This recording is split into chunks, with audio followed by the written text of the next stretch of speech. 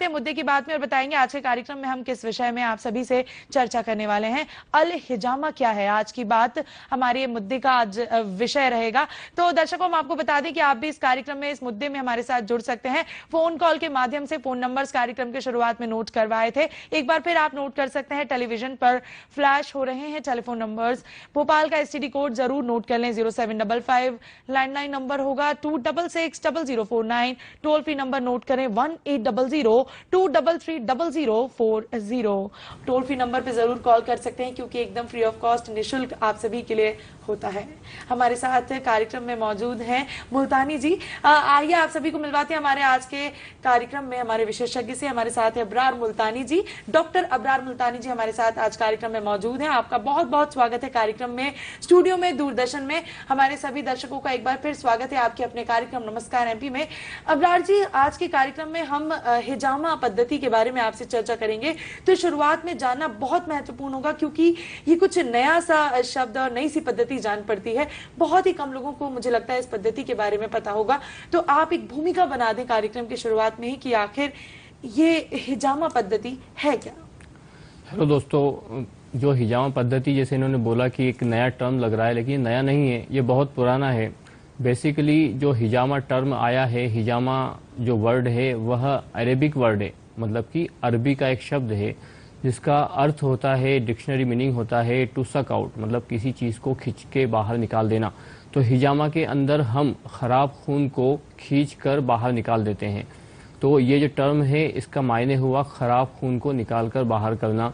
इसमें हम कोई ऐसा नहीं करते कि कोई नस से ब्लड निकालते हैं, हम इसमें एपिडर्मिस, मतलब कि त्वचा की जो सबसे ऊपरी हिस्सा है उसमें बहुत ही बारीक बारीक से कट लगा के ब्लड निकालते हैं।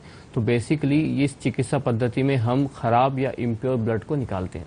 जैसा कि अभी आपने बताया, शुरुआत में मैंने आपसे पूछा था कि नया शब्द जान पड़ता है, लेकिन आपने बताया नया नहीं, बहुत पुराना है और बहुत पुरानी पद्धति है। तो आप हमें बताएंगे ये पद्धति आखिर कितनी साल पुरानी है, कब से ये पद्धति चली आ रही है और लोगों में इस पद्धति के प्रति कितनी जागरूकता है।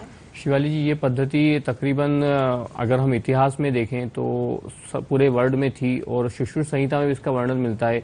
सुश्रुत संहिता में इसको नाम दिया गया है रक्त मोक्षण। तो हम जैसे देख रहे थे कि ये हिजामा का जो मीनिंग था, जो लिटरली मीनिंग था, वो था टू सक आउट। तो रक्त मोक्षण का भी मतलब यही हुआ, मोक्षण मतलब टू सक आउट, ब्लड को सक करके निकाल देना। सुश्रुत संहिता काल अगर हम देखेंगे तो पता चलेगा कि वो 2000 BC, बिफोर क्राइस्ट उनका काल है। उसमें भी ये चिकित्सा पद्धति थी, मतलब कि ये चिकित्सा पद्धति बहुत पुरानी है और वर्ल्ड में सब जगह होती थी। फॉर एग्जाम्पल अगर हम मिस्र में देखें तो इसे इलाज बिल कर्न कहते थे। अगर हम चाइनीज में देखें तो इसे कपिंग थेरेपी कहते हैं, इंग्लिश में भी इसे कपिंग थेरेपी कहते हैं और आयुर्वेद में रक्त मोक्षण कहते हैं। और ये जो अरेबिक बेल्ट था वहां पे इसको अल हिजामा कहते हैं। अच्छा, और ये जानेंगे कि ये पद्धति आखिर किस तरह से काम करती है, क्योंकि अभी हम तस्वीरें देख रहे थे और आपने भी बताया कि आप खून को कपिंग थेरेपी के जरिए ये पद्धति काम करती है। तो किस तरह से आप इस पद्धति के जरिए मरीजों का इलाज करते हैं। शिवाली जी, हम देखें कि जो हमें स्वस्थ रखने का काम है वो पूरा के पूरा बीड़ा उठाता है रक्त, खून। अगर हमारा खून चाहेगा तो हम स्वस्थ रहेंगे, अगर हमारे खून में गड़बड़ है तो हम अस्वस्थ हो जाएंगे। तो हिजामा थेरेपी के अंदर हम इम्प्योर ब्लड निकाल देते हैं, रक्त की दूषित चीज़ों को निकाल देते हैं, टॉक्सिन्स को निकाल देते हैं, डेड सेल्स को निकाल देते हैं, वहाँ के चैनल जो ब्लॉक्ड हैं उन ब्लॉक चैनल को प्रॉपर सर्कुलेशन देते हैं।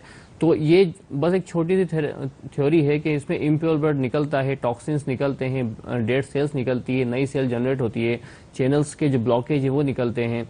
तो बस इस ब्लड को निकालेंगे और इम्प्योर ब्लड निकलेगा, वो चैनल सही होंगे, नया ब्लड आएगा, वहाँ पे बॉडी का कॉन्सेंट्रेशन डेवलप होगा और पेशेंट को आराम मिलेगा, राहत मिलेगी, बीमारियां ठीक होगी। क्योंकि बीमारियों की वजह होता है हमारा इम्प्योर ब्लड की दूषण, और उसको अगर हम चैनल को सही कर दें तो हम बन जाएंगे स्वस्थ। अच्छा, आपने बताया कि आप इम्प्योर ब्लड को बॉडी से अलग करने का काम करते हैं, तो वो ब्लड किस तरह से अलग किया जाता है, किस तरह की इक्विपमेंट्स की आपको जरूरत पड़ती है। पहले जब हम देखें जो हिजामा थेरेपी है, पहले के जमाने में वो सींग से होती थी। पहले ऐसे वैक्यूम पंप नहीं होते थे, तो सींग में वो लोग सींग को हॉलो करते थे, उसमें आग जलाते थे और उस पर स्किन के ऊपर रख देते थे। तो वहां से वो ऑक्सीजन को यूज कर लेती थी आग और वहां वैक्यूम क्रिएट हो जाता था। लेकिन अब काफ़ी टेक्नोलॉजी हमारे पास है, तो अब काफ़ी सारी डिस्कवरी हो गई है। उसमें अब हम सींग की जगह ये कप्स यूज़ करते हैं। ये कप प्लास्टिक के भी होते हैं, ग्लास के भी होते हैं। और इसको वैक्यूम क्रिएट करने के लिए अब आग जलाने की आवश्यकता नहीं है, हमें बस ये पंप यूज़ कर लेना है। ये पंप जो होता है वैक्यूम पंप होता है, और ये इसकी नॉट है, इसको हम लगाएंगे और जो भी हमारा अफेक्टेड पार्ट है, जहाँ पे हमें टारगेट है, जहाँ पे हिजामा करना है, वहाँ पे हम इसे लगा देंगे और ये वैक्यूम क्रिएट हो जाएगा। बस ये 2 इंस्ट्रूमेंट हमें चाहिए, बाकी हम ब्लेड यूज़ कर सकते हैं कट्स के लिए।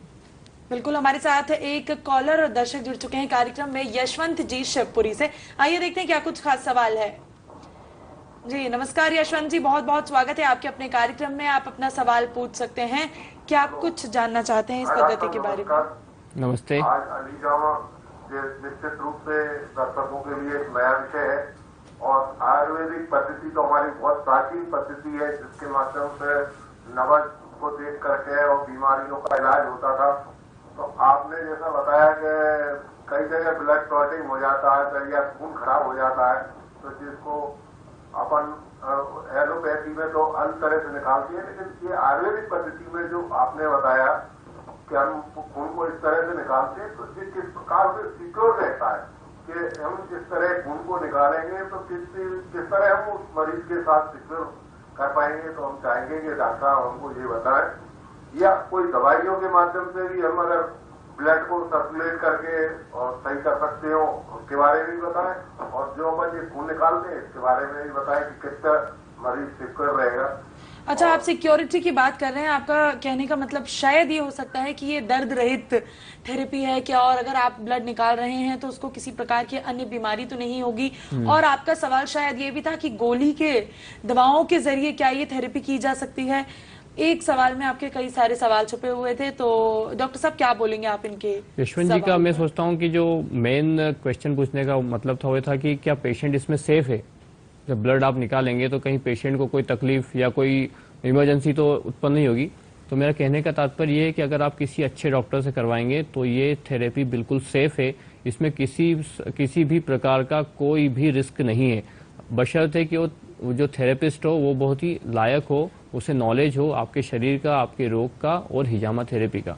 तो ये सेफ वो है, हम आगे इस पर चर्चा करेंगे। बिल्कुल, आप जब ये थेरेपी करते हैं, कपिंग थेरेपी की हम बात कर रहे हैं, अभी आपने अपने इक्विपमेंट्स भी हमारे दर्शकों को दिखाए, तो हम आपसे जानना चाहेंगे कि जब आप ये थेरेपी करते हैं तो किसी प्रकार की दवाओं का भी सेवन करवाया जाता है मरीज को, या एनेस्थीसिया जैसी चीज दी जाती है? क्या इस थेरेपी को करते दौरान किसी भी प्रकार का दर्द नहीं होता है? देखिए, जब मैंने जैसे अभी बताया था, हम इसमें वैक्यूम क्रिएट करते हैं और एपिडर्मिस पे बहुत ही माइन्यूट से कर देते हैं, जो पता नहीं चलता है। जब हम इसमें वैक्यूम क्रिएट करेंगे तो जो सरफेस पे ये वैक्यूम क्रिएट हुआ वो थोड़ी सी उठेगी, 5 मिनट तक हम इसको ऐसे रखेंगे तो एनेस्थाइज्ड हो जाती है नेचुरली। अच्छा, उसमें किसी दवाई की जरूरत नहीं। अगर हम एनेस्थीसिया देने चलेंगे तो जो उसके एनेस्थीसिया के पता नहीं कितने साइड इफेक्ट हैं। आप अगर किताब में पढ़ने जाओगे तो बहुत सारे 50-60 साइड इफेक्ट हैं, तो आप बीमारी ठीक करने गए तो साइड इफेक्ट लेके आ गए। तो इसमें एनेस्थीसिया की कोई जरूरत नहीं है और पेनलेस थेरेपी है, इंजेक्शन से भी कम दर्द होता है। तो इसमें पेशेंट को बेफिक्र होके अपने डॉक्टर से मिले, आपको ना पेन होगा ना कोई रिस्क है। जी बिल्कुल, अबरार मुल्तानी जी, बहुत ही अच्छी आप जानकारी दे रहे हैं हिजामा पद्धति के बारे में, कंटिन्यू कार्यक्रम की शुरुआत से ही बता रहे हैं। ये थेरेपी किस तरह की जाती है अभी आपने ये बताया, अब हम आपसे और भी कई सारे सवालों के जवाब जानेंगे, लेकिन फिलहाल वक्त विराम के बाद एक बार फिर आप सभी का स्वागत है आपके अपने कार्यक्रम नमस्कार एमपी में। मैं हूं आपके साथ शिवाली, और आज के कार्यक्रम में हम चर्चा कर रहे हैं हिजामा पद्धति क्या है। और इस विषय में आज के कार्यक्रम में हमारे साथ डॉक्टर अबरार मुल्तानी जी भी कार्यक्रम में शामिल हैं। आप भी हमारे कार्यक्रम में हमारे साथ शामिल हो सकते हैं, फोन कॉल के माध्यम से ढेर सारे प्रश्न पूछ सकते हैं।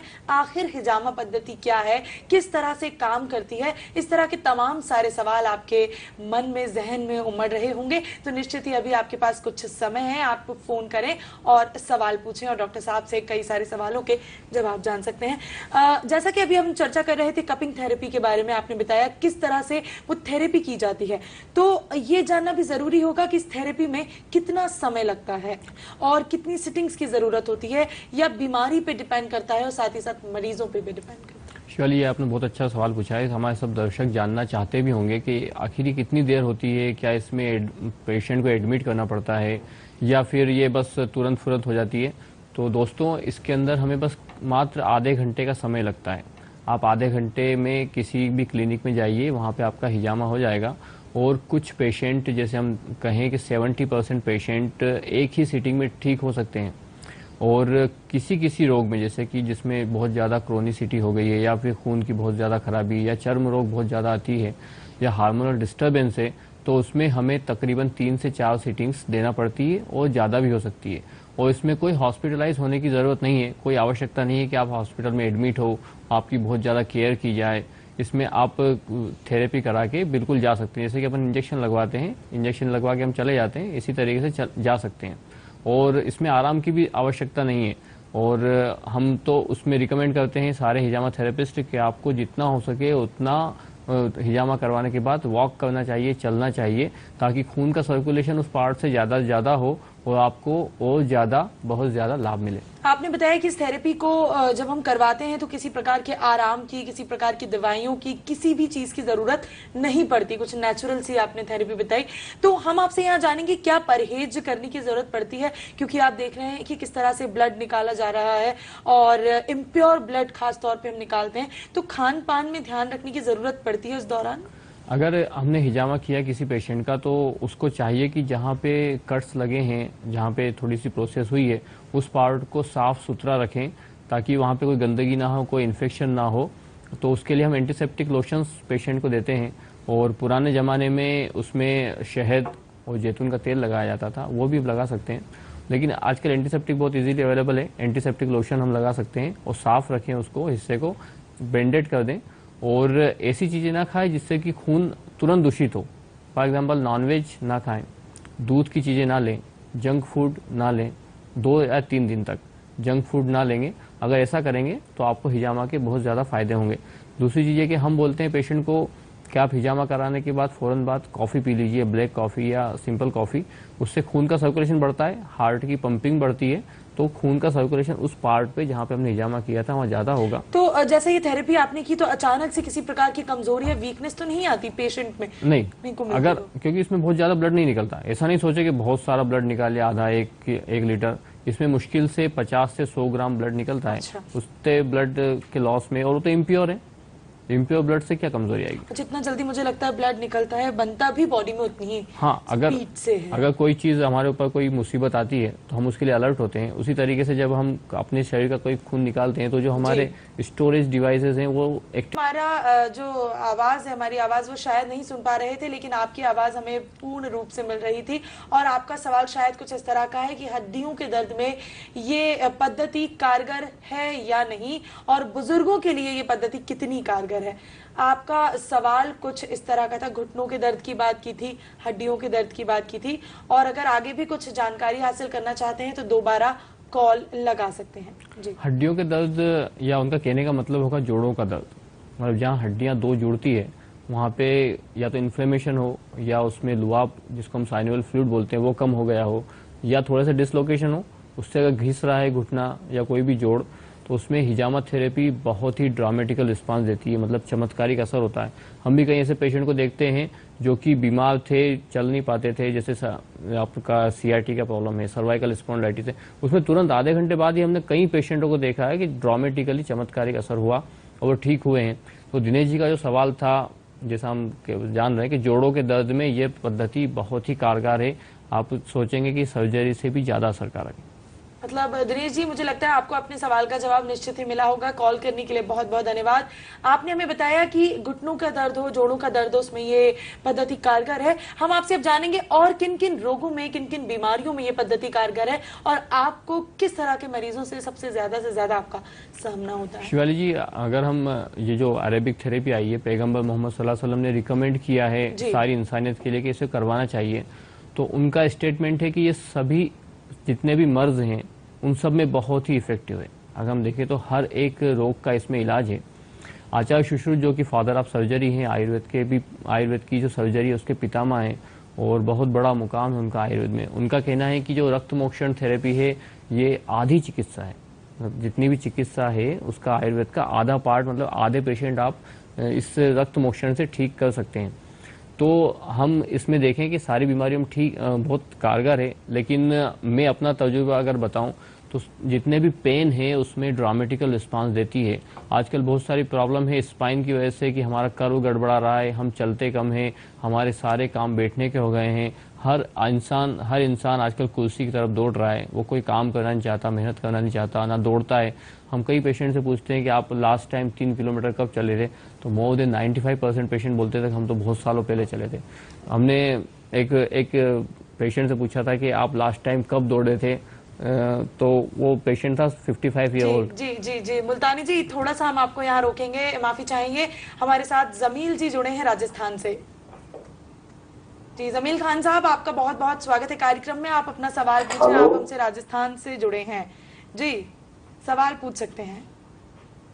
हेलो जी खान साहब, आपकी आवाज हमें मिल रही है, आप अपना सवाल पूछें। हेलो जी सवाल पूछें। आवाज नहीं आ रही है? बिल्कुल आपकी आवाज हमें आ रही है, आप सवाल पूछें। मैडम मैं सवाल पूछता हूँ, जी HIV पॉजिटिव का कोई इलाज है? अच्छा, आपका सवाल है HIV पॉजिटिव का कोई इलाज है या नहीं। आपका सवाल ये है कि HIV पॉजिटिव के लिए इस पद्धति में कोई इलाज है या नहीं। मैं HIV पॉजिटिव का इलाज पूछ रहा हूँ। जी जी बिल्कुल, हमें आपकी आवाज आ रही है। आइए जानते हैं मुल्तानी जी से, HIV पॉजिटिव का कोई इलाज है या नहीं इस पद्धति में। शिवाली जी, अभी सारी दुनिया इसकी तरफ अग्रसर है कि वो HIV का इलाज ढूंढ ले, तो हम तो कोई क्लेम नहीं करते कि HIV का इसमें इलाज है। HIV में बेसिकली हमें इम्यूनिटी लॉस होता है। जो पेशेंट है HIV का, उसकी इम्यूनिटी कम होती है, तो हम ऐसे पॉइंट पर हिजामा कर सकते हैं जहाँ पे कि उसकी इम्यूनिटी इन्हेंस हो, इम्यूनिटी बढ़े, रोग प्रतिरोधक क्षमता बढ़े। लेकिन हम दावे से नहीं कह सकते कि HIV का इसमें इलाज है। HIV का इलाज का हम कोई दावा नहीं करते, लेकिन आप इम्यूनिटी बढ़वाने के लिए हिजामा थेरेपी की मदद ले सकते हैं। जी जमील साहब, हमें उम्मीद है कि आपको अपने सवाल का जवाब निश्चित मिला होगा। कॉल करने के लिए बहुत बहुत धन्यवाद। अबरार जी, आप कार्यक्रम के शुरुआत से ही बता रहे हैं कि ये पद्धति बहुत कारगर है, इफेक्टिव है, तो फिर ये विलुप्त क्यों हो गई, इसका क्या कुछ कारण है? जी जी, जैसे शिवाली जी, हम उस जमील जी का फोन आ गया था, उसके पहले हम बात कर रहे थे कि किन किन पेशेंट्स से। हाँ, तो हमने देखा कि सारे दर्द सर्वाइकल स्पॉन्डिलाइटिस। और मैंने आपसे बोला था कि उस पेशेंट ने पूछा क्या आप लास्ट टाइम कब दौड़े थे, 55 ईयर ओल्ड था, तो उसका स्टेटमेंट था कि सर मुझे याद नहीं आ रहा, लेकिन हाँ शायद मैं जब 14-15 साल का था तब दौड़ा था। तो जब आप दौड़ते ही नहीं है, आप शिकारी थे, आप जब देखें कि आप पाषाण युग में शिकारी थे, आप दौड़ते थे, भागते थे, बहुत कम टाइम के लिए बैठते थे। अब आपने सारी चीज़ें चेंज कर दी औद्योगिक क्रांति के बाद, और आपकी जो एग्रीकल्चर युग आया उसके बाद, तो फिर आपको जो हिस्सा ईश्वर ने बनाया था उसमें डिफॉर्मिटी हुई और आपको पेन स्टार्ट हुए, आपकी स्पाइन के अंदर पेन स्टार्ट हुए। और स्पाइन तो अपनी बॉडी का पिलर है, अगर वो कमजोर होगा तो आपकी सारी बॉडी के ऑर्गन कम हो। तो पेन में बहुत इफेक्टिव है, सर्वाइकल स्पॉन्डिलाइटिस में बहुत इफेक्टिव है, स्लिप डिस्क में बहुत इफेक्टिव है, सियाटिका में बहुत इफेक्टिव है, मस्कुलर पेन में बहुत इफेक्टिव है। आपके ब्यूटी प्रॉब्लम्स में, जैसे कुछ युवतियों को पिंपल्स होते हैं, उसमें बहुत ज़्यादा इफेक्टिव है, लेज़र से भी ज़्यादा इफेक्टिव। लेज़र थेरेपी अगर आप करवाने जा रहे हैं बहुत हज़ारों की, तो मैं आपको कहूँगा कि आप 100-200 रुपये की आसान सी पद्धति करें और चमत्कार देखें विदिन 7 डेज। तो पिंपल्स में बहुत फायदेमंद है। हमने हमारे जो इनफर्टिलिटी के केसेस थे, जिनको कि बच्चे नहीं हो रहे थे किसी वजह से, उसमें ये बहुत कारगर है, हमें बहुत सफलता मिली है। कई लोगों को चमत्कारिक असर हुए हैं, जिन्हें 18 साल, हमने देखा कि 18 साल उनको बेचारे को मैरिज को हो गए थे, उनको संतान सुख नहीं हुआ था, उनको हिजामा थेरेपी की वजह से फायदा हुआ। हार्मोनल डिस्टर्बेंस में बहुत इफेक्टिव है। आजकल बहुत सारी महिलाओं को सारे हार्मोन डिस्टर्ब हो रहे हैं, क्योंकि उनकी सारी जितनी भी लाइफस्टाइल थी पूरी चेंज हो गई है जी। और बालों की समस्या बहुत फायदेमंद। सबसे ज्यादा ये पद्धति कहाँ काम कर रही है, किस देश में, किस क्षेत्र में, किन जिलों में ये पद्धति सबसे ज्यादा काम कर रही है? ये बेसिकली अरेबिक थेरेपी थी, तो अरब में इसका बहुत ज्यादा प्रचलन है। अब इंडिया में भी बहुत बढ़ गया। आज की स्थिति में भी देखें तो भी वहाँ ये पद्धति वहाँ बहुत करवाते हैं। वहाँ पे हिजामा थेरेपी, जैसे कुछ पेन होता है तो बेसिकली वो लोग हिजामा की तरफ मूव हो जाते हैं। और दूसरी चीज कि वहाँ पे इतने एक्सपर्ट नहीं है हिजामा के। आप सोचें, ये पद्धति महंगी है या सस्ती, कितना पैसा खर्च होता है अगर हम एक सिटिंग लेते हैं या किसी भी बीमारी के लिए जाते हैं, या डिपेंड करता है कौन सा रोग है, कौन सी बीमारी है, किस तरह का पेशेंट है? कोई भी थेरेपी होती है शिवाली जी, वो डिपेंड करती है कि किस एरिया में है, उसकी कॉस्ट कितनी आएगी और डॉक्टर कैसे हैं, किस तरह के डॉक्टर कर रहे हैं। कई सारे लोग बहुत ज़्यादा पैसे भी इसके वसूल लेते हैं और अनचाही जगह कब भी लगाते हैं, तो बहुत ज़्यादा लूटने का भी इसमें चांस है। और इमोशनली भी अटैच होते हैं बहुत सारे लोग कि बहुत पुरानी पद्धति है, पैगंबर मोहम्मद सल्लल्लाहु अलैहि वसल्लम ने भी करवाई, तो इसलिए वो उसकी तरफ बढ़ते हैं। लेकिन मैं समझता हूँ ज़्यादा से ज़्यादा 500-600 रुपये ज़्यादा इसमें खर्च नहीं आना चाहिए। ये एक सस्ती थेरेपी है। दूसरा आपका क्वेश्चन था कि ये जब इतनी इफेक्टिव है, सस्ती है, आसान है, विलुप्त क्यों हो गई? तो ये क्यों विलुप्त हुई? तो किसी भी पद्धति का, किसी भी चीज़ का विलुप्त होने की जो वजह होती है वो दो होती है। पहली वजह तो ये कि उसमें दम ही ना हो, कि थेरेपी में दम ही नहीं था। अब दम नहीं था तो ठीक ही नहीं हुए पेशेंट और वो हो गए विलुप्त। तो दम तो था। दूसरी चीज़ ये कि वो किसी गलत हाथों में चली जाए। अगर गलत हाथों में चली गई, थेरेपिस्ट ही अच्छे नहीं है, तो फिर इफेक्ट नहीं होगा, साइड इफेक्ट होंगे, पेशेंट को परेशानी होगी। तो हिजामा थेरेपी के साथ जो हुआ वो ये हुआ कि ये गलत हाथों में चली गई। इसमें आप देखो तो जो हिजामा है वो हज्जाम से कोरिलेट करता है, तो नाई लोग करने लग गए थे इसको। जब आप एक डॉक्टर का काम नाई से लोगे तो फिर साइड इफेक्ट होंगे, इन्फेक्शन होंगे, तो फिर लोग इसको भूलते चले गए। दूसरा ये हुआ कि फिर चिकित्सा जो था, चिकित्सा का जो काम था वो एक परमार्थिक था, वो एक पैसे का नहीं था, व्यापार का काम नहीं था, वो परमार्थिक काम था। मतलब ईश्वर के लिए लोग करते थे ताकि उन्हें कुछ जी। हम आपसे जानेंगे कि पैरालिसिस से पीड़ित जितने भी मरीज हैं, क्या उनके लिए ये पद्धति कारगर है? क्योंकि हम देखेंगे कि पैरालिसिस जब होता है, जब ब्रेन स्ट्रोक आता है, ब्लड क्लॉट हो जाता है, ऐसे में ब्लड सर्कुलेशन भी रुक जाता है और ये पद्धति भी कपिंग थेरेपी है। तो क्या ये पद्धति पैरालिटिक मरीजों के लिए भी कारगर है? पैरालिसिस की जो वजह होती है उसमें बेसिकली हम 3 वजह देखते हैं। एक तो सीवीए हो जाए कि सेरिब्रोवैस्कुलर एक्सीडेंट, आपकी नस फट गई, आपको चोट लग गई। दूसरा क्लॉट बन जाए तो आगे जाके ब्लड सप्लाई ना हो, इन्फेक्शन हो जाए। तो अब जो ब्रेन है, जब हम उसको मॉडर्न में समझाएंगे तो बोलेंगे साहब ब्रेन के ऊपर स्कल है बहुत बहुत मोटी, उसके ऊपर से आप ब्लड निकालोगे, इससे कैसे असर होगा? लेकिन हम जब इसका ब्लड निकालते हैं तो इसमें पैरालिसिस के पेशेंट में बहुत ही अच्छे रिजल्ट हैं। कई सारे पैरालिसिस के पेशेंट हमारे ठीक हुए हैं और जो हमने देखा है बाकी जगह भी जो हिजामा थेरेपी चल रही है, हैदराबाद में, भोपाल में, और वहाँ भी बहुत लोगों को इससे फ़ायदा मिल रहा है। तो पैरालिसिस के पेशेंट को इसे ज़रूर करवाना चाहिए। लेकिन जैसे हम आगे आएंगे कि किन किन पेशेंट में ना कराएं, तो कई बार पैरालिसिस का पेशेंट खून पतला होने की मेडिसिन खाता है एलोपैथी की, जैसे इकोस्प्रिन, तो कम से कम 72 घंटे पहले छोड़कर फिर जी। अगर जितने भी दर्शकगण हमारे कार्यक्रम देख रहे हैं, उन्हें इस पद्धति की जरूरत है, इलाज करवाना चाहते हैं, वो कहाँ जाएं, किससे संपर्क करें? भोपाल की ही हम बात करें तो कहाँ ये पद्धति अभी करवाई जा रही है, चल रही है? कहाँ सेंटर्स हैं? क्या आयुर्वेदिक अस्पतालों में भी ये पद्धति की जाती है? आयुर्वेदिक हॉस्पिटल्स में भी रक्त मोक्षण नाम से की जाती है, और यूनानी का जो हॉस्पिटल है वहाँ पे भी सैयद जियाउल हसन में हो रहा है। 8-10 सेंटर हमारे भोपाल में भी हैं जो प्राइवेट प्रैक्टिस करते हैं, मैं भी करता हूँ, और 8-10 और भी अच्छे सेंटर्स खुल चुके हैं। तो भोपाल में तो इसका बहुत स्कोप है और बहुत लोग इससे फायदा उठा रहे हैं। जी अबरार मुल्तानी जी, समय बहुत कम है, अब आपसे जानना चाहेंगे अंत में चलते चलते आप क्या कहना चाहेंगे? साथ ही साथ एक और सवाल है, हम चाहेंगे उसका भी आप संक्षिप्त में जवाब दें कि ये चिकित्सा पद्धति क्या सरकार द्वारा मान्यता प्राप्त है? और अंत में आप जो भी कुछ कहना चाहते हैं, किसी भी प्रकार का योगदान चाहते हैं, वो भी बता सकते हैं दर्शकों से। दर्शकों, ये जो सवाल था कि क्या चिकित्सा पद्धति सरकार से मान्यता प्राप्त है, तो हाँ, ये चिकित्सा पद्धति सरकार से, आयुष मंत्रालय से मान्यता प्राप्त है, और हम आयुर्वेद चिकित्सक से या यूनानी चिकित्सक से ये पद्धति आसानी से, आराम से करवा सकते हैं बिना डरे। दूसरी बात ये मैं कहना चाहूँगा दोस्तों कि जो हिजामा थेरेपी है ये हम इंसानों के लिए एक बहुत बड़ी रहमत है, एक नेमत है। इसे हमें अपनाना चाहिए। समय का पहिया घूमता है, चक्र घूमता है, और हम फिर वहीं आ जाते हैं जहाँ से हम चले थे। जो जितनी जल्दी आएगा उतना फ़ायदा होगा। अगर आप किसी रोग से ग्रस्त हैं तो एक बार हिजामा को जरूर चांस दें। हो सकता है आप बिना साइड इफ़ेक्ट के, बिना किसी दवाओं के दुष्प्रभाव के या बहुत ज़्यादा हज़ारों लाखों रुपए खर्च करके कौड़ियों में ठीक हो जाएं। तो दर्शकों से यही कहूँगा कि आप हिजामा थेरेपी को एक मौका तो अवश्य दें। जी बहुत बहुत धन्यवाद अबरार मुल्तानी जी, आप कार्यक्रम में आए और बहुत ही अच्छी जानकारी यहाँ से साझा की दर्शकों के साथ में। हम उम्मीद करते हैं आप दोबारा इसी तरह हमसे जुड़ते रहेंगे और हिजामा पद्धति के बारे में हम आपसे और भी जानकारियाँ जुटाएंगे। फिलहाल कार्यक्रम में आने के लिए बहुत बहुत धन्यवाद।